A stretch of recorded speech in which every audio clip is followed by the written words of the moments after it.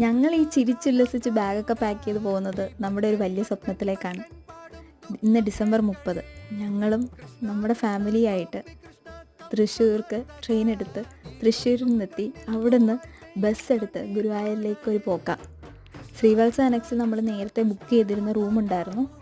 അപ്പോൾ അങ്ങനെ അവിടെ ചെക്ക് ഇൻ ചെയ്ത് മനസ്സിൽ നിറഞ്ഞ പ്രതീക്ഷയും പ്രാർത്ഥനയും ഒക്കെ ആയിട്ട് ഗുരുവായൂരപ്പൻ്റെ ദർശനം. നമ്മുടെ മനസ്സ് സമ്പൂർണ്ണമാവാൻ ഇനി എന്താ വേണ്ടേ?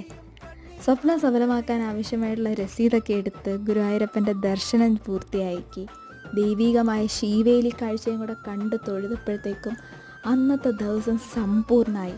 പിന്നെ ക്ഷേത്ര പരിസരത്തൂടെ ഒന്ന് ചുറ്റി നടന്ന് കണ്ട് ഗുരുവായൂരപ്പൻ്റെ പ്രസൻസ് ഫീൽ ചെയ്ത് മനസ്സിൽ ശാന്തത ഫീൽ ചെയ്ത് നമ്മൾ അവിടെ നിന്ന് ഇറങ്ങി നേരെ ശരവണഭവനിൽ പോയി നല്ലൊരു ഡിന്നറും കഴിച്ച് നാളത്തേക്ക് ആവശ്യമായിട്ടുള്ള മുല്ലപ്പൂവൊക്കെ വാങ്ങി നമ്മൾ തിരിച്ച് റൂമിലേക്ക്